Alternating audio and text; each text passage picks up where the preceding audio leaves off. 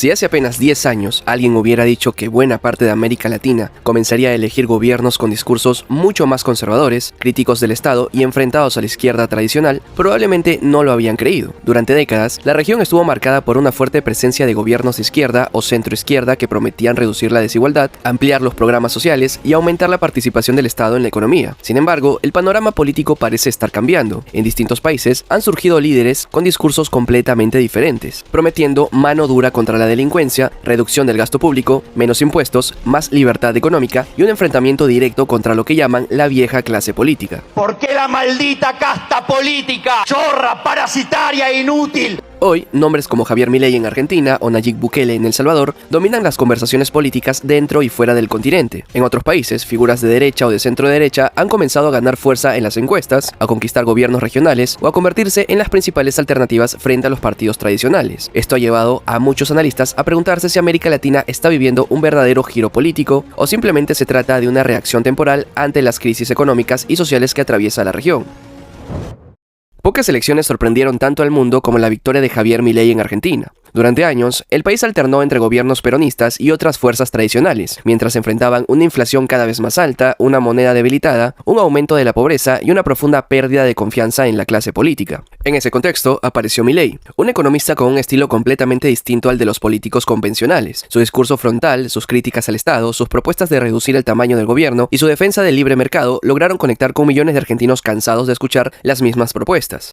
Contra los zurdos hijos de recontra remil pedazos de mierda malcarados que no quieren arruinar la vida. Lo interesante es que el apoyo a Milei no surgió únicamente entre empresarios o sectores de altos ingresos, como algunos imaginaban. Una parte importante de sus votos provenía de sectores populares y de jóvenes que nunca antes se habían sentido representados por la política tradicional. Para muchos, Milei representaba la posibilidad de romper con un sistema que, desde su perspectiva, había fracasado durante décadas. Su famoso lema de enfrentarse a la casta política se convirtió en uno de los mensajes más poderosos de su campaña. Su triunfo también demostró algo importante. En tiempos de crisis económica profunda, muchos ciudadanos están dispuestos a apoyar propuestas que antes parecían demasiado radicales. Cuando la inflación consume los salarios, el empleo escasea y la incertidumbre domina la vida cotidiana, aumenta la disposición de una parte del electorado a apostar por cambios drásticos. Más allá de que sus políticas sean respaldadas o cuestionadas, la llegada de Milei al poder marcó un antes y un después en la política latinoamericana y abrió el debate sobre si otros países podrían seguir un camino similar. Si Argentina puso la economía en el centro del debate, El Salvador convirtió a la seguridad en el principal tema político de toda la región. Durante años, el país fue considerado uno de los más violentos del mundo debido a la presencia de pandillas que controlaban barrios enteros, extorsionaban a comerciantes y mantenían a la población bajo un clima constante de miedo. Esa realidad llevó a muchos ciudadanos a exigir respuestas más contundentes frente al crimen organizado. Fue en ese contexto donde Nayib Bukele consolidó un enorme respaldo popular. Su estrategia de seguridad, caracterizada por medidas firmes contra las pandillas, produjo una reducción significativa en homicidios según las cifras oficiales y transformó la percepción de seguridad en buena parte del país. Corriendo en rumores que quieren empezarse a vengar de la gente honrada al azar. Hagan eso y no va a haber un tiempo de comida en las cárceles. Para millones de salvadoreños, la posibilidad de caminar por barrios antes considerados peligrosos representó un cambio concreto en su vida cotidiana, algo que fortaleció aún más el apoyo hacia su gobierno. Sin embargo, el caso salvadoreño también ha generado un intenso debate internacional. Mientras muchos destacan los resultados obtenidos en materia de seguridad, otros expresan preocupación por temas relacionados con derechos humanos, el debido proceso y la concentración de poder. Esa combinación de fuerte respaldo popular y críticas institucionales convierten a El Salvador en uno de los casos más analizados de la política latinoamericana actual. Lo cierto es que el éxito político de Bukele ha influido en candidatos de otros países que ahora colocan la seguridad como uno de los ejes centrales de sus campañas. Ahora, la reciente victoria del candidato presidencial de derecha, Alberto de la Espriella, ha marcado un giro importante en la política colombiana. Tras una elección muy reñida, logró imponerse con un discurso centrado en un tema que preocupa a millones de ciudadanos, la inseguridad. Durante toda la campaña prometió enfrentar con mayor firmeza al narcotráfico, las bandas criminales y los grupos armados que siguen operando en distintas regiones del país. Uno de los ejes principales de su campaña fue la promesa de combatir el crimen organizado con políticas de mano dura, inspiradas en parte por la estrategia aplicada por Nayib Bukele en El Salvador. Entre sus propuestas propuestas, destacó el fortalecimiento de las fuerzas de seguridad, la construcción de megacárceles y una respuesta más contundente contra las organizaciones criminales. Para muchos votantes, estas promesas representaban una alternativa frente al aumento de la violencia y la percepción de que las políticas anteriores no habían dado los resultados esperados. Aunque sus propuestas han sido respaldadas por quienes exigen mayor seguridad, también han recibido críticas de organizaciones de derechos humanos y de sectores políticos que advierten sobre el riesgo de aplicar medidas demasiado severas. Lo cierto es que las elecciones demuestran que la seguridad se convirtió en uno de los temas decisivos para el electorado colombiano y fue uno de los factores que impulsó la victoria de Las Prilla en las urnas.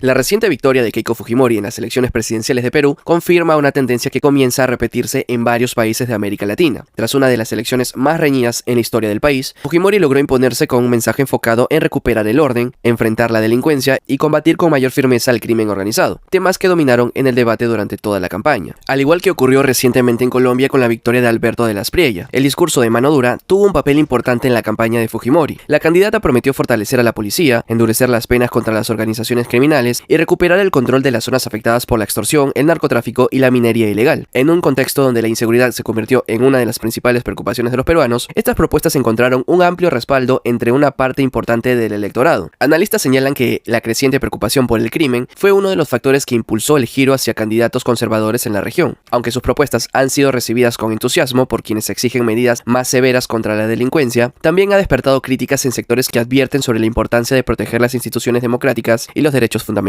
Lo cierto es que la victoria de Keiko Fujimori, sumada a la reciente elección de un gobierno de derecha en Colombia, refleja cómo la seguridad pública se convirtió en uno de los temas más decisivos para millones de votantes en América Latina. Ahora el gran desafío será demostrar que las promesas de campaña pueden traducirse en resultados concretos para reducir la criminalidad y devolverle la tranquilidad a la población.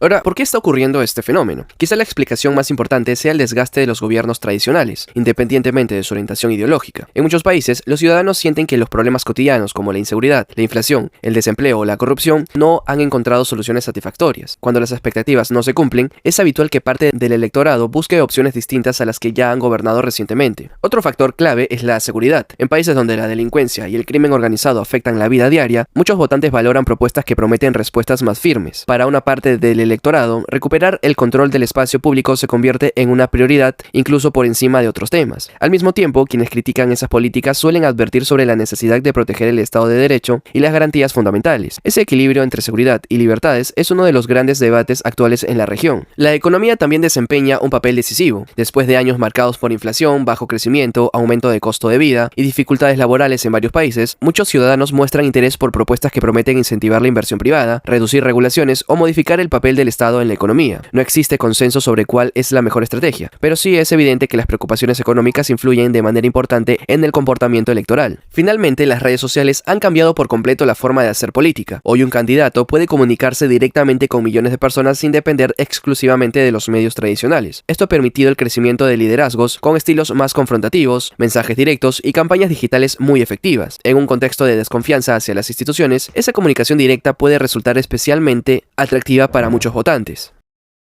La gran pregunta sigue abierta. ¿Estamos frente a un cambio permanente en América Latina o simplemente ante una reacción de la crisis de los últimos años? La historia demuestra que la política latinoamericana suele ser dinámica. Los ciclos electorales cambian, las prioridades de los ciudadanos evolucionan y ningún bloque político tiene garantizado el apoyo indefinido de la población. Lo que sí parece claro es que millones de latinoamericanos están enviando un mensaje. Esperan resultados concretos frente a un problema como la inseguridad, la inflación, la corrupción y la falta de oportunidades. Algunos consideran que las propuestas de derecha ofrecen mejores respuestas. Otros creen que la solución pasa por fortalecer proyectos de izquierda o de centro. Esa discusión continuará marcando el rumbo político del continente. América Latina atraviesa uno de los momentos políticos más interesantes de las últimas décadas. El ascenso de líderes como Javier Milei y Nayib Bukele, el fortalecimiento de fuerzas de derecha en varios países y el reordenamiento del mapa electoral muestran que una parte importante de la población está buscando alternativas diferentes a las que dominaron el escenario político en los años anteriores. Sin embargo, esto no significa que exista una única dirección para toda la región. Cada país tiene su propia realidad, sus desafíos y sus decisiones democráticas. Lo verdaderamente importante será observar qué ocurre en los próximos años. ¿Seguirá creciendo esta tendencia? ¿Lograrán estos gobiernos cumplir las expectativas de quienes los eligieron? ¿O los ciudadanos volverán a apostar por otras alternativas políticas? Lo único seguro es que América Latina está viviendo un periodo de profundos cambios y las próximas elecciones podrían terminar por definir el nuevo mapa político del continente.